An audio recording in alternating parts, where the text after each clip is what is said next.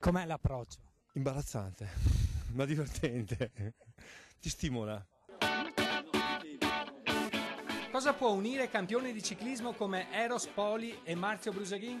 O come l'ex ferrarista Luca Badoer? Ancora una volta lo sport.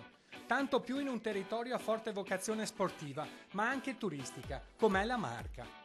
Terra di ciclisti e pure di golfisti. Ecco allora che due mondi apparentemente diversi per regole e pratica si fonderanno domenica 27 luglio per il primo trofeo Bike and Golf, evento ospitato all'Asolo Golf Club in collaborazione con Pinarello.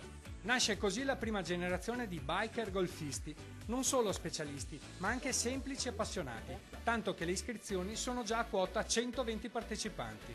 Sono due discipline che possono, secondo me, coesistere tranquillamente, quindi di apprezzare quello che è il mondo dello sport legato ad uno sforzo fisico per quanto riguarda il ciclismo, ma anche nel mondo del golf non è poi sempre una passeggiata così lieve. Quindi il golf e la bici secondo me potrebbero essere viaggiare anche insieme, 18 buche da fare, bisogna essere un po' allenati, quindi la bici potrebbe essere di base di buon auspicio. Gli atleti si cimenteranno nella prima prova di bike su strada di circa 7 km, una crono con partenze a scaglioni. Successivamente si trasferiranno sui campi da golf, con squadre composte da 3 giocatori, 2 golfisti e un ciclista, su un percorso di 18 buche.